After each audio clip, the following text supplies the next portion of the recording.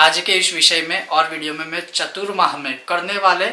बहुत सारे अच्छे जो उपाय है, अच्छे व्रत है, या किस प्रकार से कोई भी एक व्रत पूरे 4 महीना तक आप फॉलो कर सकते हो। बहुत सारे पुराणों ग्रंथों का सहारा लेकर सरलीकरण से आपके लिए मैंने सिर्फ एक दो लाइन में ये प्रस्तुत करने का प्रयत्न किया है। तो अवश्य आप प्रयत्न कीजिएगा। वीडियो शुरू करते हैं। पूरे चतुर्माह में आप किसी भी दिन या किसी एक दिन, पूरे चतुर्माह में किसी भी एक दिन अगर किसी भी ब्राह्मण युगल को, ब्राह्मण और ब्राह्मणी जी को भोजन कराते हो अपनी स्थिति अनुसार, तो नारायण की कृपा प्राप्त होती है। उसके पश्चात पूरे चतुर्माह में अगर आप अपनी स्थिति अनुसार किसी भी गरीब को, किसी भी जरूरतमंद को या किसी भी ब्राह्मण को एक अच्छा सा दान करते हो, कोई भी उनकी जरूरत के अनुसार, तो नारायण की कृपा प्राप्त होती है। अगर आप चतुर्माह करते हो और पूरे चतुर्माह में केवल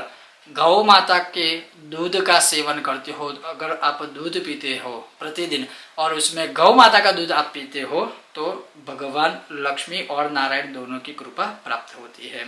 साथ में ये भी लिखा है कि अगर पूरे चतुर्माह तक आप गौ माता का दूध नहीं पी सकते हो, लेकिन कोई एक ऐसा हफ्ता, कोई एक ऐसा सप्ताह, 7 दिन आप अगर मन में संकल्प लेकर सिर्फ गौ माता का दूध पीते हो पूरे 7 दिन, उसके अलावा जैसे आपको जो खाना है अन्न का आहार वो आप कर सकते हैं, तो ब्रह्मलोक की प्राप्ति होती है। पूरे चतुर्माह में आप नित्य ब्रह्म मुहूर्त में उठकर नित्य कर्म आदि करते हो, तो साक्षात विष्णु सहित सभी सनातन देवी देवताओं की पूर्ण कृपा प्राप्त होती है। पूरे 4 महीने में आपको जो प्रिय भोजन हो, अगर आप उसका त्याग करते हो तो सर्वस्व प्राप्त होता है। पूरे 4 महीने में अगर आप अपने शरीर के ऊपर तैल मर्दन नहीं करते हो पूरे 4 महीने तक, तो वह विद्वान कुल में जन्म लेता है। उसी प्रकार अगर पूरे 4 महीने तक आप किसी की निंदा नहीं करते हो, साधु संतों की निंदा नहीं करते हो, आप बाल हत्या नहीं करते हो, सुरापान नहीं करते हो, मदिरापान नहीं करते हो, मांस नहीं खाते हो, और किसी भी प्रकार का असत्य भाषण नहीं बोलते हो, किसी भी प्रकार से किसी का हृदय दुखित या द्रवित नहीं करते हो, तो सभी देवी देवताओं की पूर्ण कृपा प्राप्त होती है। 4 महीनों तक अगर आप भगवान विष्णु की पूजा, भगवान विष्णु के मंत्र जाप, भगवान विष्णु का सहस्त्र पाठ अगर करते हो, तो लक्ष्मी सहित विष्णु स्थिर निवास करती है। उसी प्रकार से अगर पूरे 4 महीने तक आप या तो एक समय फल का आहार और एक समय अन्न का आहार करके 4 महीने तक व्रत करते हो, तो सभी प्रकार के पापों का विनाश होता है और मानो कल्प युगों तक आपने जितने भी पुण्य किए हैं उनका फल आपको प्राप्त होता है। उसके पश्चात लिखा है कि जो मनुष्य चतुर्माह 4 महीने तक अगर भूमि पर शयन करता है, तो यहाँ पर लिखा है कि उस व्रत की समाप्ति के बाद वह स्वयं साक्षात भगवान शिव के लोक कैलाश में निवास करता है। उसी प्रकार अगर कोई मनुष्य ऐसा कोई व्रत या मन्नत लेता है कि 4 महीने तक वह पादुका जूते नहीं पहनेगा, तो वह भी व्रत ले सकता है, उससे भी यथेच्छ भोग प्राप्त होती है और शिवपुर में वह निवास करता है।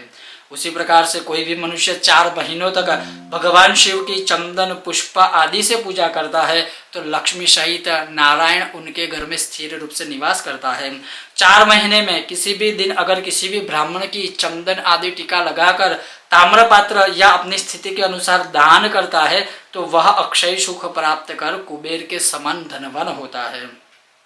उसी प्रकार कोई भी मनुष्य 4 महीने तक गोपी चंदन का तिलक करता है या गोपी चंदन का दान करता है, तो वह इस लोक के सर्व सुख भोग कर अंत में भगवान विष्णु के प्रति जाते हैं, अर्थात वैकुंठ लोक में जाते हैं और भोग और मोक्ष का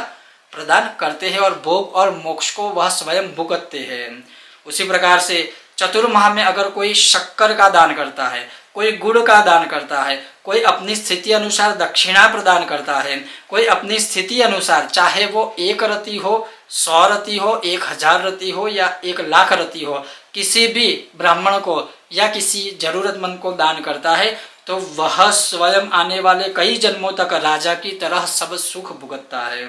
उसी प्रकार से कोई मनुष्य चतुर्माह में 4 महीने में किसी भी समय, खास करके श्राद्ध समय में नमक का दान करता है, या ताम्र का दान करता है, चांदी का दान करता है, अपनी स्थिति अनुसार दान करता है, तो वह सब भोग कर स्वर्ग में निवास करता है। उसी प्रकार से अगर किसी भी 4 महीने में किसी भी दिन अगर किसी ब्राह्मण को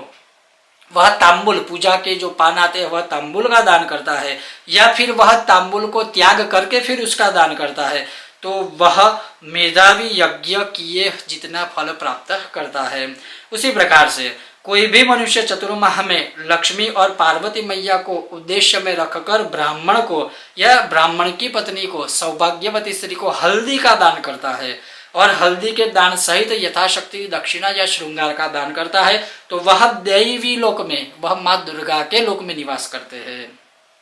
उसी प्रकार से चतुर्माह में अगर आप एक संकल्प केवल ले लीजिए कि नित्य या तो किसी ब्राह्मण को एक फल का दान देंगे, किसी भी कोई अपनी स्थिति अनुसार, जैसे एक दिन आपने केले का दान दिया, एक दिन आपने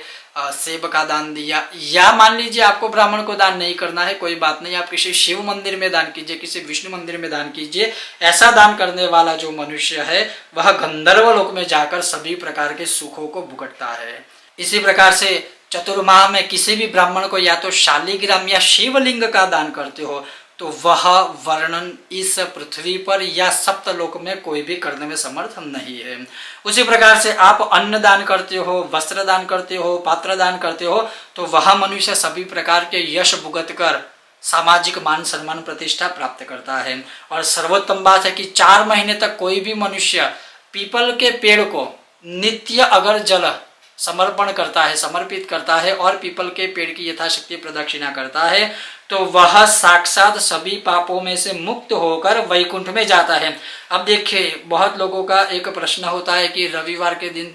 तुलसी जी को, रविवार के दिन पीपल को पानी नहीं चढ़ाया जाता है, गुरुजी आपको खुद नहीं पता, ऐसी सारी कमेंट होती है। लेकिन मैं आपको बता दूं, नित्य नियम में कोई भी रूल्स, कोई भी नियम शास्त्रों का लागू नहीं होता है नित्य नियम में। जैसे यहाँ पर ही लिखा है कि 4 माह पर्यंत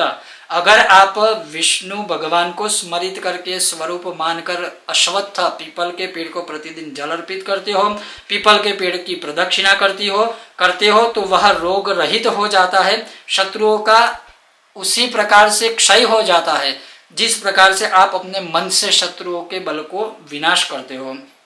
फिर लिखा है कि जो व्रती 4 माह तक विष्णु प्रिया तुलसी को प्रतिदिन या तो माला के स्वरूप में धारण करता है, या तो तुलसी जी के पौधे को अगर जल सिंचन करता है, या तुलसी जी को स्मरित करके नित्य वंदन करता है, तो वह सभी पापों से मुक्त होकर वैकुंठ में जाता है। तो कहने का तात्पर्य है, अगर आप कभी कभार कोई पूजा करते हो तुलसी जी की या पीपल के पेड़ की, और संयोगवश उस दिन अगर रविवार आ जाता है, तो आपको ना स्पर्श करना चाहिए, ना ही जल सिंचन करना चाहिए, क्योंकि वह जो दिन है वो विश्राम का दिन है। क्यों है वो भी मैं आपको शास्त्रों के प्रमाणों के साथ बताऊंगा। लेकिन जब नित्य नियम, नित्य क्रिया की बात आती है, तब कभी कोई दोष या पाप नहीं लगता है। उसी प्रकार से लिखा है कि जो कोई भी मनुष्य चतुर्माह में